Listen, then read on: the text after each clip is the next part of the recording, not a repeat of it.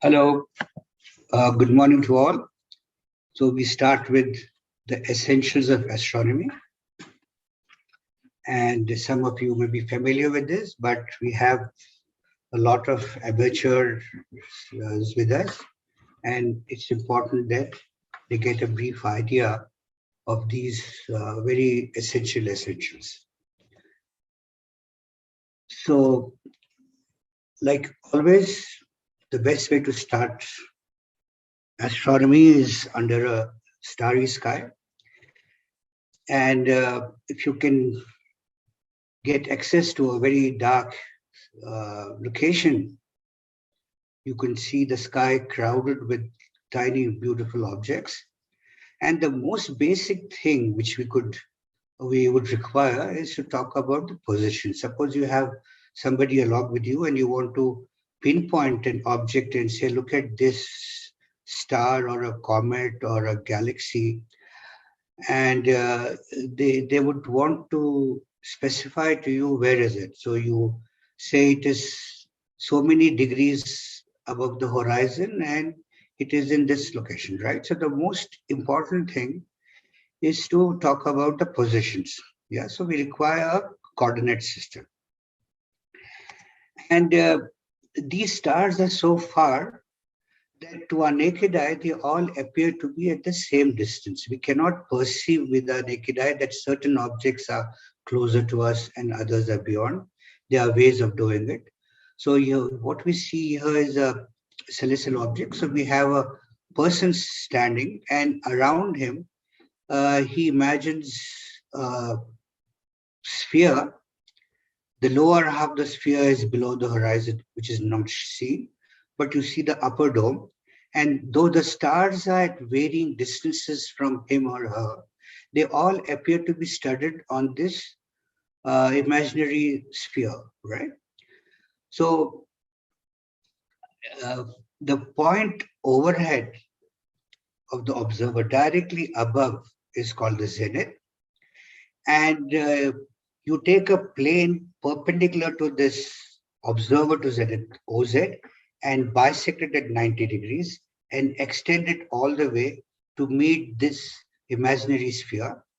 And what this plane constitutes is called the horizon, celestial horizon, right? So we are between these two diagrams, what we see is those stars are at different places which are shown as yellow. The dark red ones are the ones which you think where they are, right? They all appear to be here. So the point right above is the zenith. The point right below you is Nadir, anyway hidden on the other side of the earth.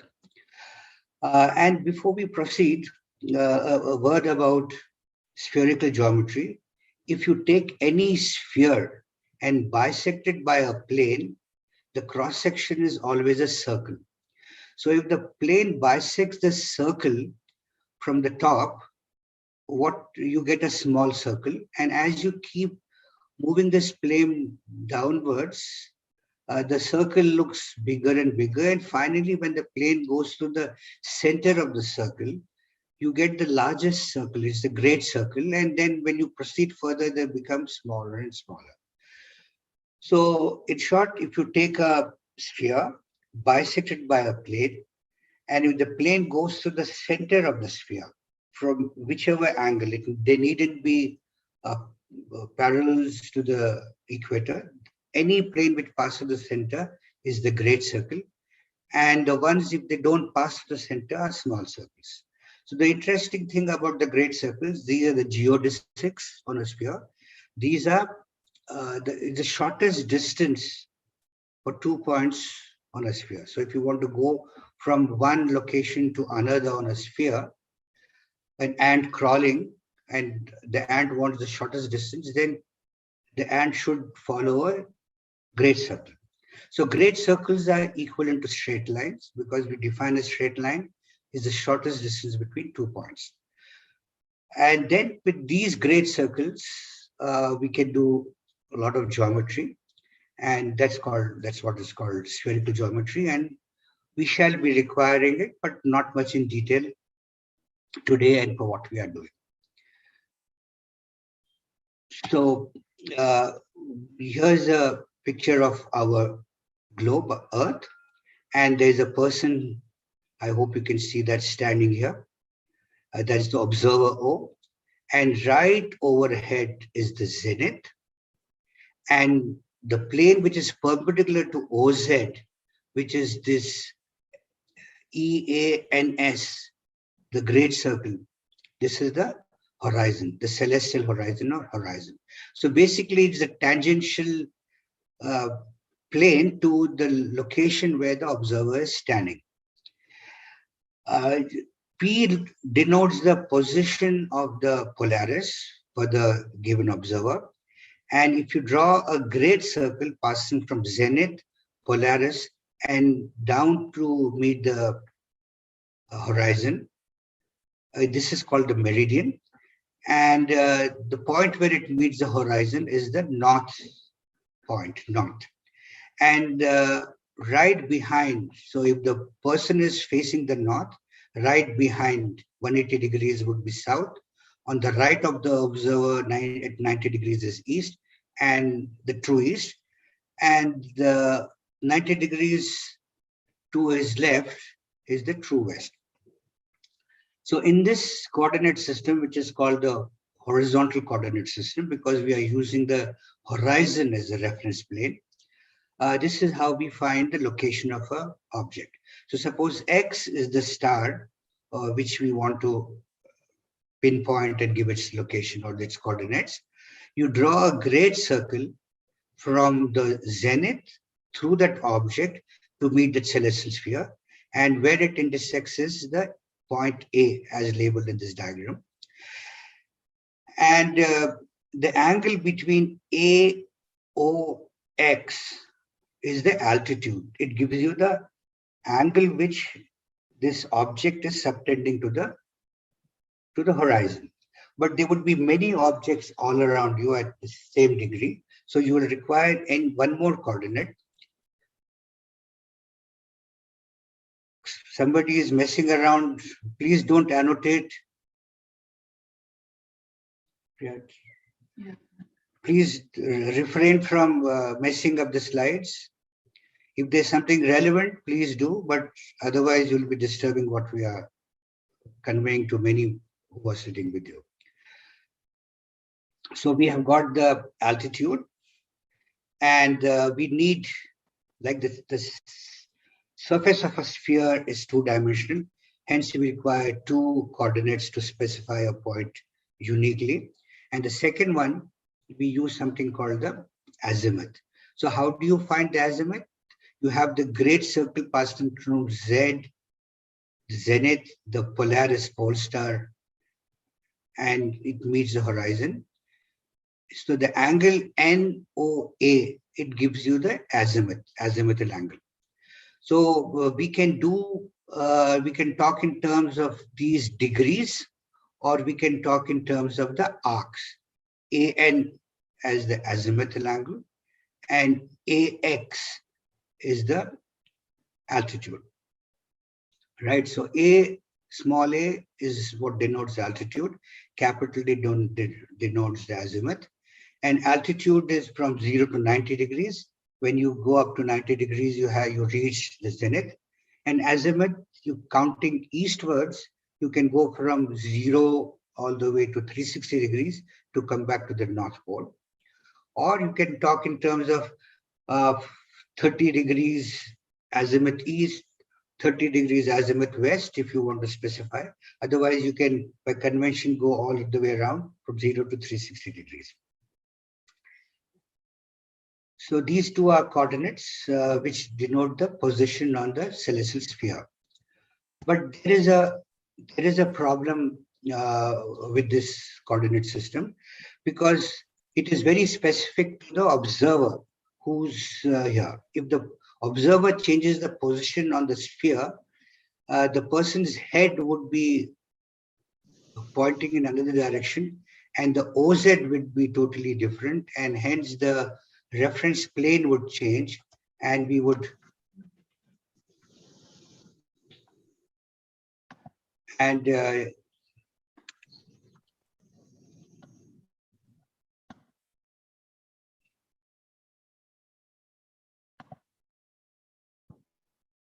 Yeah, so we would get two different reference planes, and the altitude specified by a specific observer at one location would be a different for somebody else on some other location. So though it's a very convenient coordinate system and it works well locally, but there are issues when you talk to two observers at two different locations on Earth separated by considerable difference. Again, somebody is annotating. So stop their annotation. Yeah, so this is what I was saying. If the observer changes his or her location on Earth, the zenith point changes, the reference planes change, and hence your altitude of the same object would different for different observers. So what do? We come to a better coordinate system, which is called the equatorial coordinate system. And in this, instead of using our zenith, OZ, as the axis and the plane perpendicular to it, the horizon as the reference plane, we instead use OP. P, as I told you, is the location of Polaris, our pole star. And OP, you take a plane which is perpendicular to OP, and what we see is the green plane in this diagram, and this is called the celestial equator. And we use this as the reference plane, and we do exactly what we did earlier. And if you recall, when we had to find location of X in terms of horizontal coordinate system, we were drawing a great circle passing from Z to that object and meeting the horizon. This time, we should take a great circle passing through P, passing through X, and meeting the great circles, right? So we have this object. I draw a great circle passing through the polaris P, X, and we meet the celestial equator.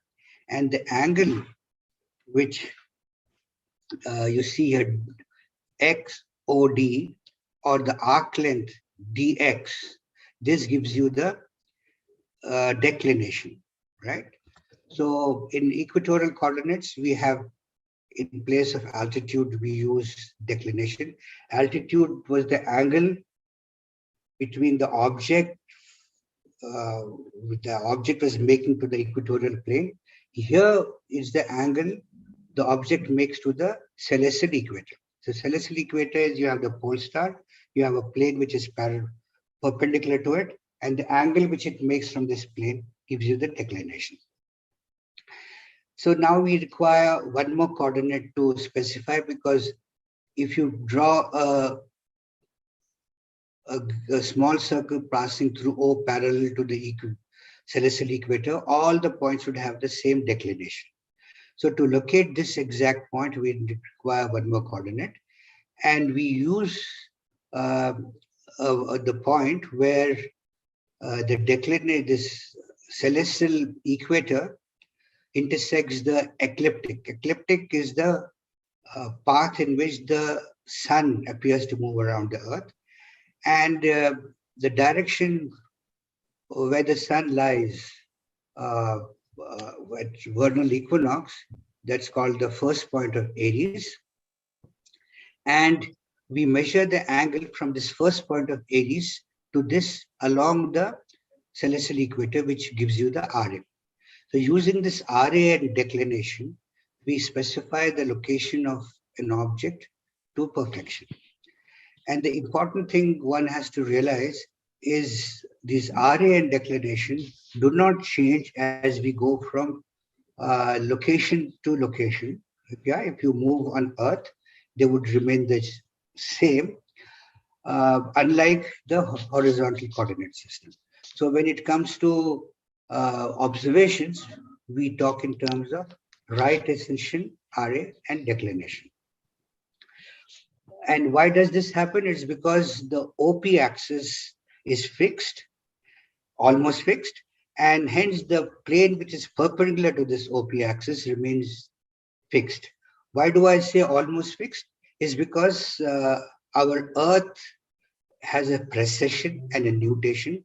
So slowly it wobbles as it rotates on its axis, and hence our axis of rotation doesn't pass through the Polaris all the time. Slowly it is shifting away, and in very long intervals of time, you will see that there will be very, very small changes in the position of the Polaris, and that would create a change in the RA and deck. So these RAs and decks are released every 50 years, and it says epoch, RA and deck of epoch 2000, RA and deck of epoch 2050, and so on. So you would see that there are very minute changes in positions in RA and deck because of this wobble, because of this precision, and otherwise it remains the same. So this makes RA, right ascension declination, as very good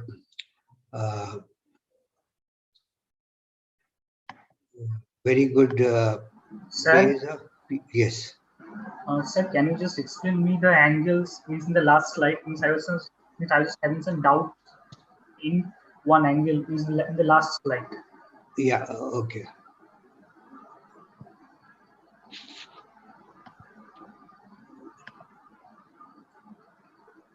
This one? Yes, sir. Sorry. Yeah. Yes, sir. Sir, can you just explain the angles with which angle has formed? Yeah. Actually, I'm just getting mixed up. So I think you can see my video too. So basically, from the location where you are, you would know direction of the pole star.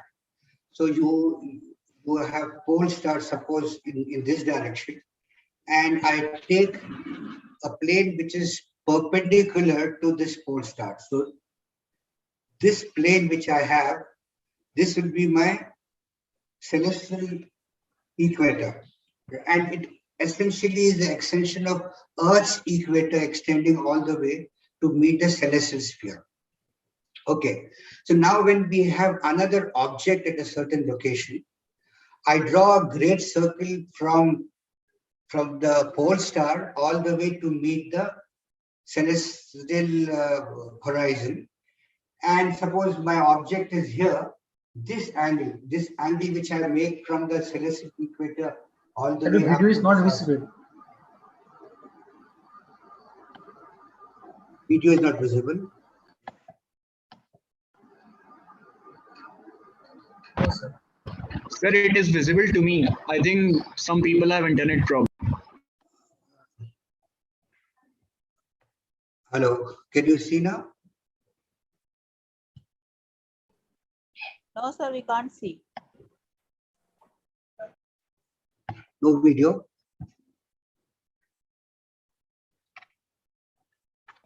Previously it was visible, but now it is not visible.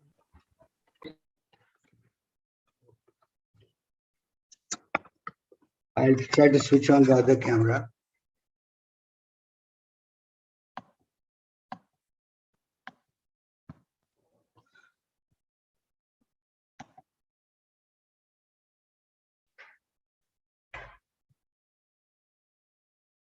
Hello, can you see?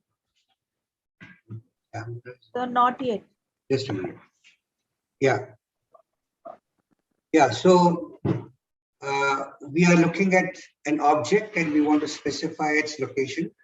So what I do is I look at the pole star and I draw a plane which is perpendicular to it. This will be my celestial equator, right? And if I have any object, I draw a great circle passing to Polaris all the way to meet the celestial equator. And this angle, which you measure from this imaginary plane, which is the extension of our Earth's equatorial plane to meet the celestial sphere, this angle is the declination, right? The next angle, so this is my declination, but I require another to denote its right ascension. So you have to look at the first point of Aries. There's a location called the first point of Aries. It's the point where the ecliptic and the celestial equator meet, or that's where the sun lies on 21st of March, 21st, 22nd of March. So this now lies in the Pisces constellation. When it was decided, it was in the Aries, but now it lies in the Pisces constellation because of the precession of Earth, though it's still called the first point of Aries. So we have this first point of Aries in this equatorial plane. So you have projected the point on the sphere, and this angle which you have from where it's meeting in the celestial sphere all the way to the first point of Aries gives the right ascension. Okay, I'll come to this slide one. See, this may explain it. Okay. See, you have the on the left hand top corner. What do we have? We have the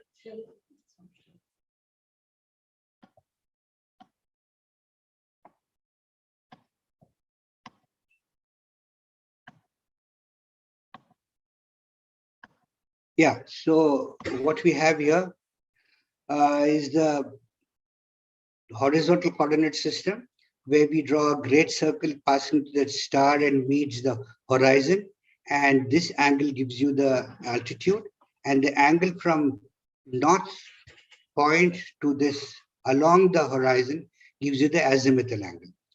The second coordinate system which we saw was the equatorial one, where we draw from the north celestial pole, the point P, a great circle passing through that star to meet the celestial equator, and the angle which the object makes gives you the declination, right? And this is the first point of Aries, where the ecliptic and the celestial sphere intersect. And if you measure this angle in the celestial sphere, along this plane of the celestial sphere, then this gives you the RA, right? Does this make it clear to you?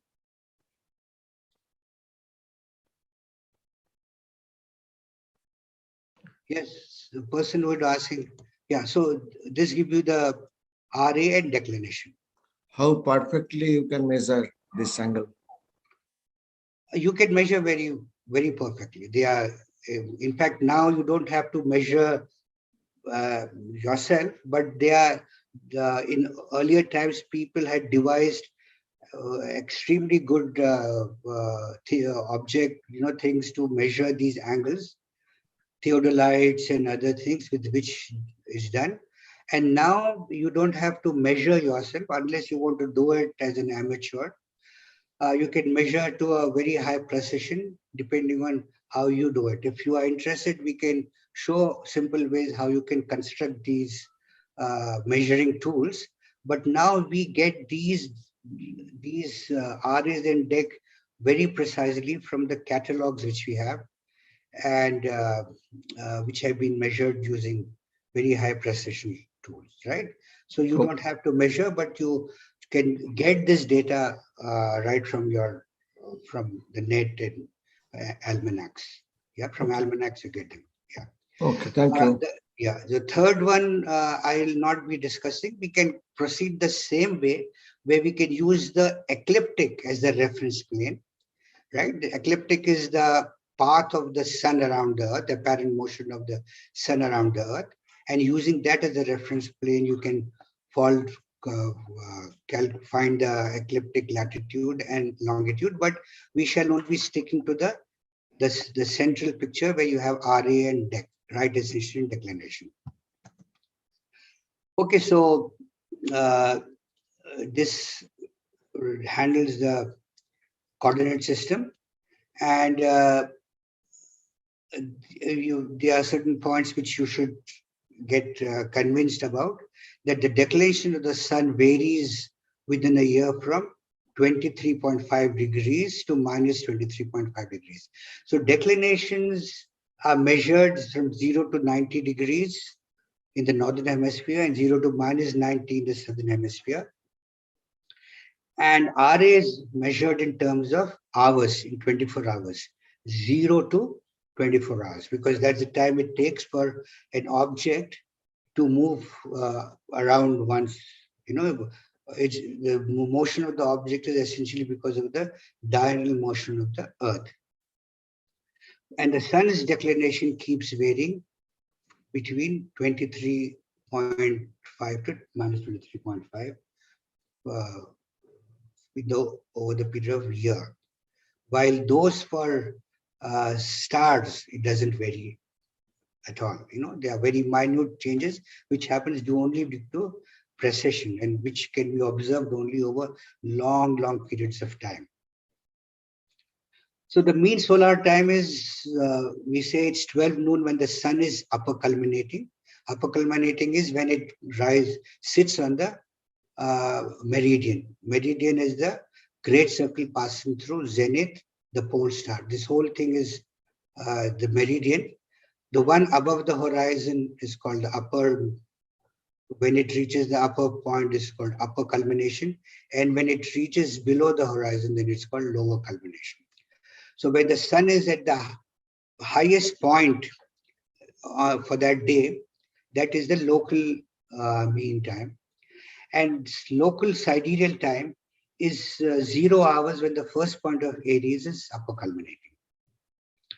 So make a note that around March 21st or 22nd, plus or minus the day, sun is in the first point of Aries. Hence, 12-hour objects culminate at midnight, right? So all the objects which you have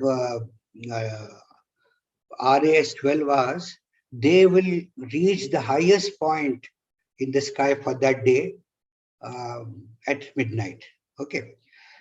And remember that a star rises 4 minutes earlier every day, right? So if Sirius rises at 8 today, tomorrow it will rise at 8:56, and every day it rises 4 minutes earlier. And it's because Earth, as it's spinning on its axis, it's also revolving around the sun. So next we come to brightness. So the first important thing was when we looked at the stars, we had to specify the location. Now, when you notice, you will realize that the stars have different brightness. Some stars look brighter and some look fainter. And another thing which you can see in the slide, the third important aspect, is the colors. The colors appear to be different. And we'll discuss this after a short break. Sir, the colors are always something, means the colors are, they are always weight shifted, right, sir? The colors are always. The colors have, see, colors are basically indication. Color is basically. Color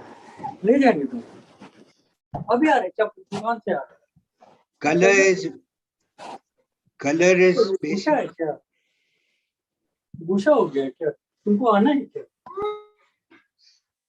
Color is essentially information regarding the temperature.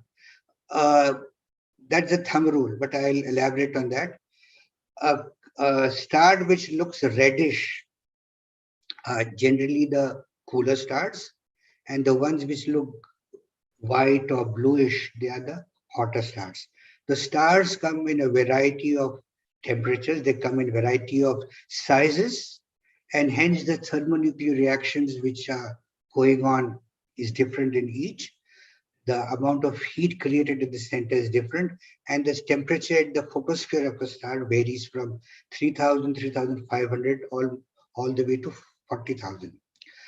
Right? So another thing is a bright star can be hidden behind a cloud of dust. So as the light of a star passes through interstellar medium, goes through gaseous regions, then the energy gets absorbed. The light gets scattered and absorbed, and the blue star, the blue light from a star can, by the time it reaches us, can lose its, because of its collisions with the dust particles and all, it can become reddish. Yeah, this is due to the absorption. So a red star not necessarily is a colder star, comparatively colder star.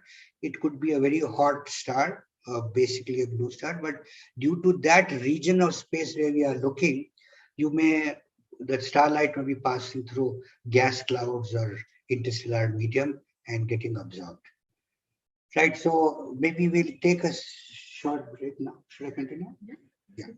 Okay, so second thing is luminosity. So luminosity or the brightness of a star depends on the distance from the observer, right? Closer stars look brighter and a distant looks fainter. Secondly, it depends on the temperature of the star. You have this relation, Boltzmann relation, where you have sigma T4, temperature to the power of 4. 4 pi r squared gives you it. Luminosity could also depend on the size of the star, the radius of the star. And it could also, like I mentioned, due to the extinction, as the starlight, if it moves through Earth's atmosphere or it moves through other regions in this space, then light, there's an extinction and there's a reddening which gets added to it, which makes it redder and also less brighter. So luminosity without this extinction is given by 4 pi r square sigma T4, where this sigma is the Stephen Boltzmann constant. T is the temperature, surface temperature of the star in kelvins, and R is the radius of the star in meters. Okay, so Hipparchus in 2nd century BC had realized that stars have different, many must have realized, but he categorized, he made a systematic study of brightness of stars, and he binned them into different categories. Magnitude 1, 2, 3, all the way to 6. And that's a limiting. 7th is the faintest star which we can see. And magnitude 1 stars are the brighter ones, while the faint ones are, the higher the number, the smaller it is. 6 magnitudes were the faintest ones. So at that time, people thought that it was due to distance, but this magnitude basically depends on the distance as well as the intrinsic brightness. And one thing which we should realize is the difference of 5 magnitude differences is equivalent to the star being 100 times brighter, right? So 2 successive classes differ in apparent brightness by a factor of 2.512, yeah, 100 to the power of 1/5. So our eye response is not a linear response. When we say a star is twice as bright, it is not the brightness goes by a factor of 2, but it goes by 2.5. Yeah, especially right. So this is the one, and we'll be talking about 2 brightnesses. One is the apparent magnitude, which is denoted by small m, and what the absolute magnitude, which is denoted by capital M. So apparent magnitude is what the brightness of a star appears to an observer from Earth, right? So that is given by small m. And while absolute brightnesses, we move a star to 10 parsec distance, right? And then what apparent brightness what it would be is the absolute brightness, right? So you move that object. For example, the sun is very bright. It is minus 26.7. That's the apparent brightness. Is because we are very close to it. But if you move sun here, so we are just 1 AU from the sun. But if you move it to 10 parsecs, so I hope you know what parsecs are. Parsec is 1 parsec is 3.26 light years. So 10 parsecs is into 10, right? So you move an object to 10 parsecs, you move every object to the same distance, and what apparent brightness you would see then is will be the absolute magnitude. So you have a scale here which shows sun is minus 26.7, full moon is minus 12.6, Venus is minus 4.4, Sirius is minus 1.4, and the naked eye limit is about 6, right? 6 to 7 maximum. Binocular limit is 10, right? Binocular also would mean what binoculars we are using. And Pluto is plus 15.1, right? And the larger telescopes, the magnitudes go up to plus 21. So we are seeing extremely, extremely faint objects. And the Hubble Space Telescope has a photographic limit of about 30, plus 30, right? So,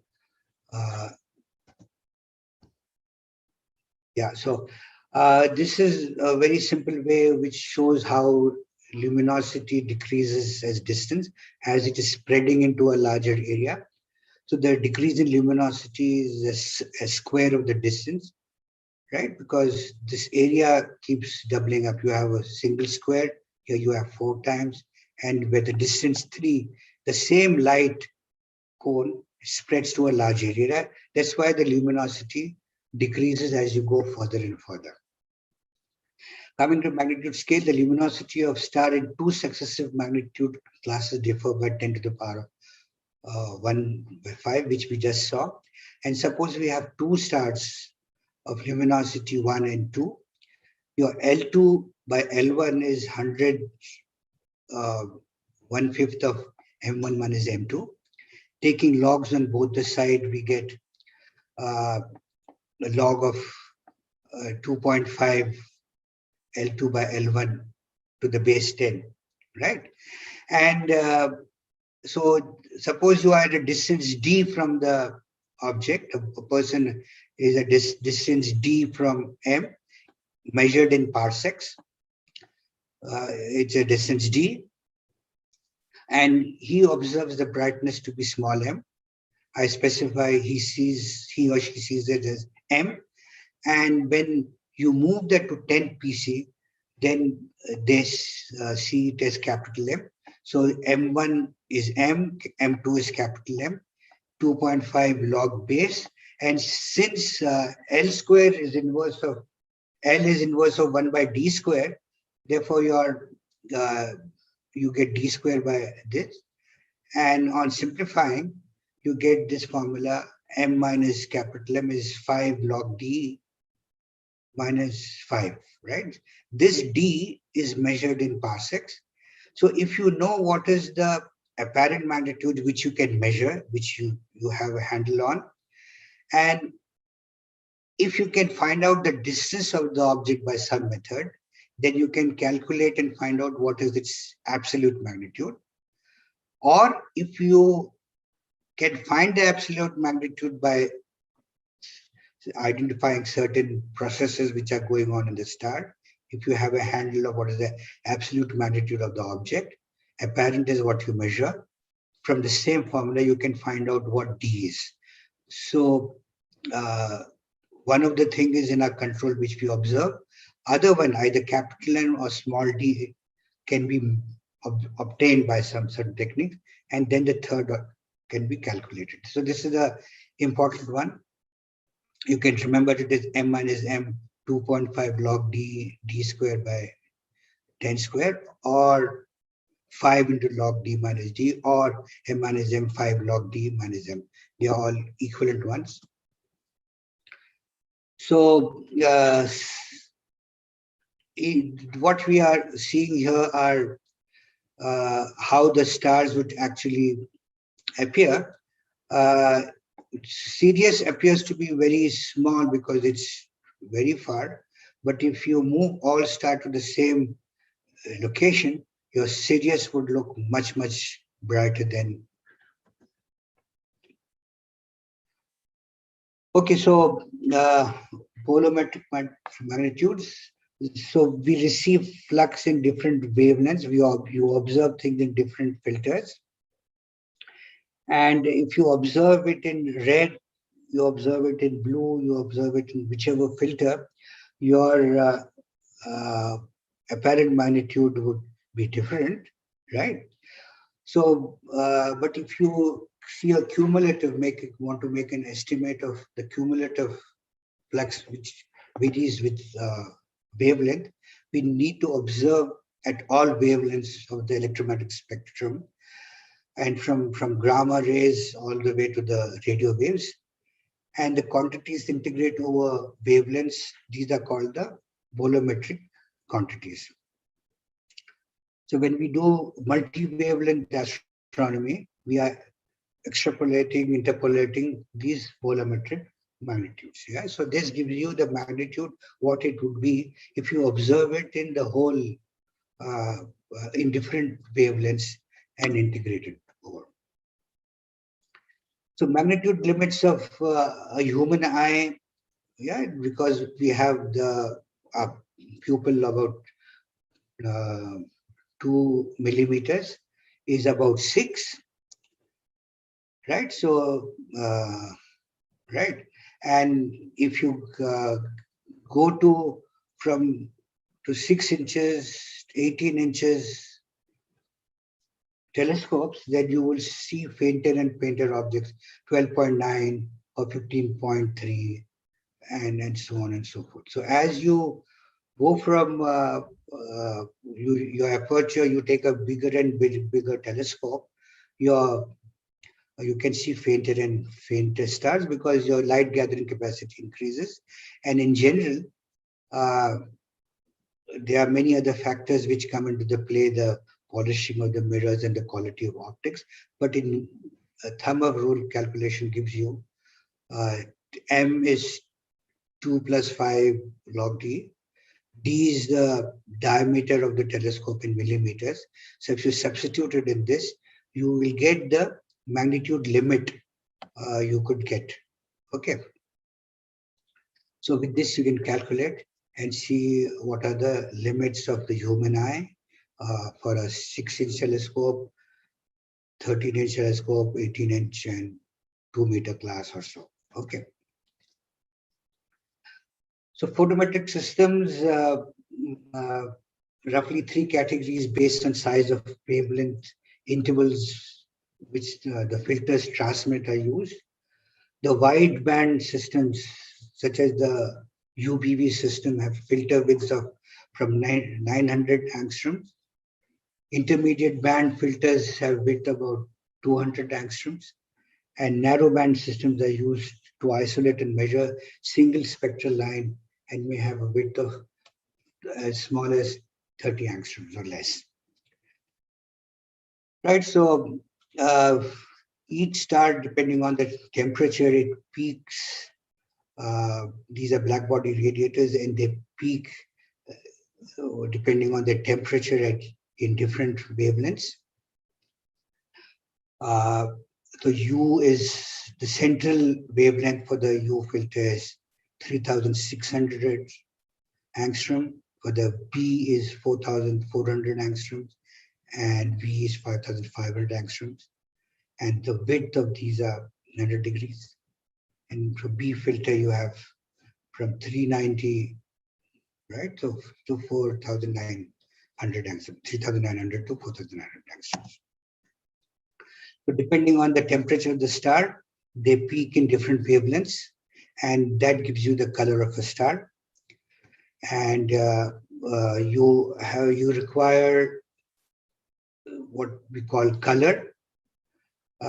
If you have the measurement apparent magnitude in B filter, you can denote it as MB, and in B filter MV, right? They are also written as capital V cap minus B, right? So capital B denotes MB, apparent magnitude in B filter, apparent magnitude in B filter, and B minus V is minus 2.5 log of FB by FB plus this constant. And the temperature and the spectral type are related, and the colors are related. So this is the spectral type. We'll be getting in more detail about this when we come to the HR diagrams. You have different types of star, which are listed in this table. G0, G2, Sun is sitting there, G8, K0, and K7, and so on. M0, M1, M7, and the temperatures of G star are 5,940, G2, our Sun is somewhere around 6,000. And these M stars are the cooler stars. And the luminosities, in terms of the luminosity by Sun, LO denotes the luminosity of the Sun. So we are normalizing it to the luminosity of the Sun by the radius of the star, magnitude, and so on, right? So, and we are getting the different colors, U minus B and B minus V.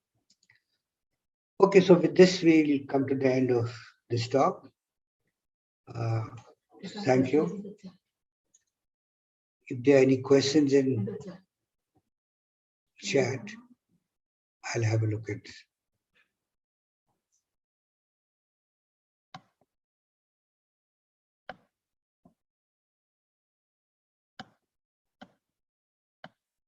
What is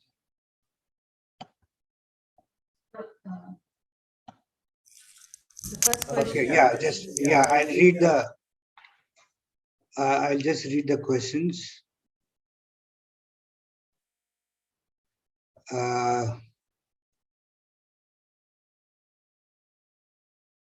Not visible. What is the perfection in measurement RA? I think this I answered. RA, altitude, and altitude as these are imaginary. Yeah, so we can measure to very high instant. When we come to altitude measurement, we are not much concerned about measuring it very perfectly because, like I said, when we are talking about altitude azimuth, it is a very rough one. But when you do observations, when you do it in terms of RA and DEC, and these are measured to seconds of arc, very, very carefully. How is RA constant? Is the Earth is rotating? Yeah. So the RA remains constant. RA is as the object keeps moving in time, RA changes during the day, right? Because the RA remains the same is because the Earth is rotating, and the star's position is changing. Yeah, the altitude changes, but the angle between the first point of Aries, the angle subtended between the first point of Aries and that object, that remains the same because both are moving by the same amount because of rotation of Earth, right? So you get my point. The RA of the RA is measured as the angle which the projected object makes in the celestial equator from the first point of Aries. So as time progresses, the first point of Aries would have moved by the same amount as this projected location would be. So the RA of the object remains the same, right? The hour angle keeps changing. Hour angle, I didn't talk about it in this lecture, but hour angle is the angle between that object to the meridian, right? So the hour angle keeps changing, but RA remains the same. As the Sun moves in, what would be observed? As the sun moves in the ecliptic, what would we observe on Earth? Would we observe any movement as time passes?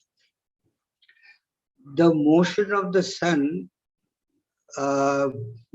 is basically happening because of rotation of Earth, and it's the effect basically is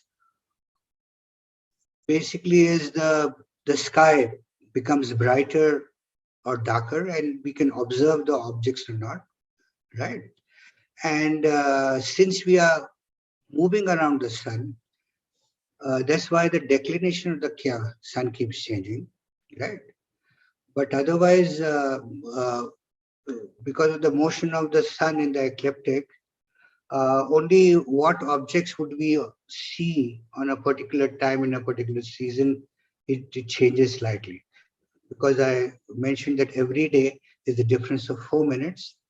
And if you add up 4 minutes into these 365 days, you will see that it adds up to 24 hours, and the rising again matches again. So the motion of the sun only permits you to see certain objects in the night, or as time progresses, you may see they may rise and set during the day, and you will not be able to see them. Okay. Can the magnitude of a star be 0? Yeah, magnitude of star, you mean apparent magnitude of the stars? Apparent magnitude of objects can be 0, but the ones when we see from Earth,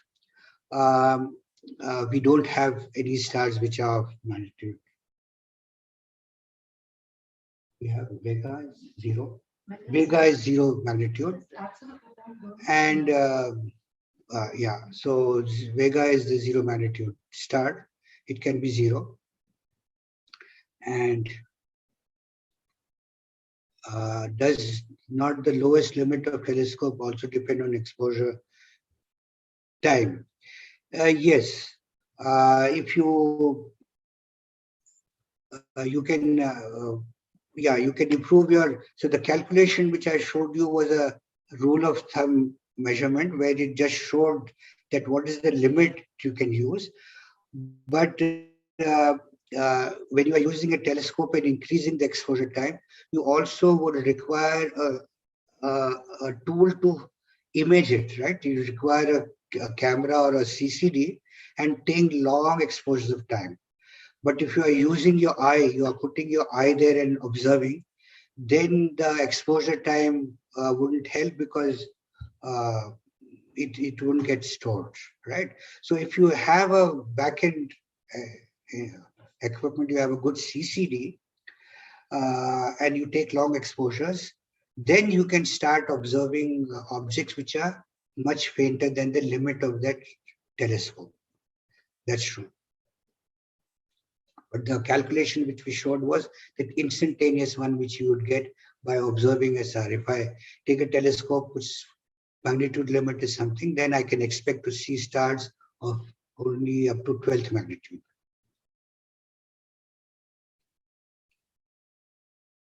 How is the scale of magnitudes calibrated? How the decides 0, right? So this calibration was very roughly done by Hipparchus initially, where the brightest stars he took over 1 magnitude, and fainter ones which appeared were 2, 3, 4. But this was just a very subjective kind of a thing. But then as we had better instruments, we had photometers and other things where we could record the photometric counts. Then we could measure it more specifically and say that it is not 1, 2, 3, and so on, but it can be 1.1, 1.23, 1.34, and similarly, it's not 1, but 0.98, 0.97, and so on. So by using these photometers and so on, we can do it, and we have Vega to calibrate our 0 magnitude.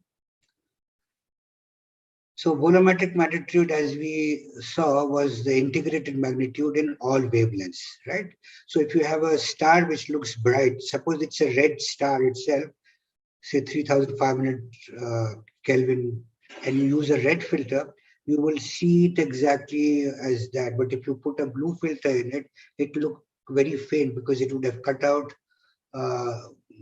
Basically, it is emitting more in blue, but you are putting a or if it's a red side, it's emitting mostly in red, and you are putting a blue one. So the filter which you use changes its apparent magnitude. And so if you take a integrated one uh, from in all wavelength, then you get the volumetric current.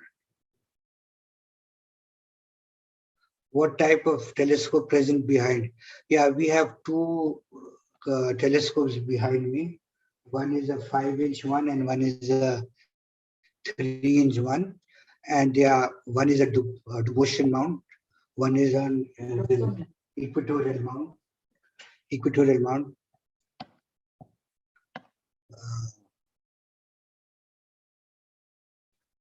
Yeah, can I explain using this? We'll do it in another session because today we are planning some other thing. It was mentioned that the stars rise formulate, but yeah, so it does not. So there's a said that I had mentioned that stars rise 4 minutes late every day. This does not apply to the pole star. If you very carefully observe, see, rising and setting of stars also depends on which location you are observing from. So by rising, I mean a star which goes below the horizon and then rises up the horizon. So there are certain stars which are circumpolar stars, which specifically on depending on the location where you are. So suppose you are on the pole star, if you are sitting on the north pole, then all stars all stars which are uh, in the northern hemisphere, they never rise and set. They just go around in circles around it. So they are all circumpolar stars. And the ones which are below the horizon, you never see it. While if you come on the equator, all stars rise in. Technically, all stars should rise and set. And the pole star is sitting on the horizon when you are on the equator, right? But if you really measure very carefully, and if you see readings from almanacs, you will see that there is a small wobble in the pole star, right? And it is not rising and setting because our axis of rotation is almost going through it. So if it was going through it, then you would not see it rise and set. But now in this case, you will see a small wobble. And if you fix a certain point and measure, when will it come back again in terms of solar day? Again, that will show same 4 minutes difference, right? So in that sense, it applies even to the pole star. Could you please suggest few books for 10th grade students interested in astronomy? One very good book is Physical Universe by Frank Shu. This is a very good book. It covers a lot of astronomy, basic things required, and in a very beautiful way.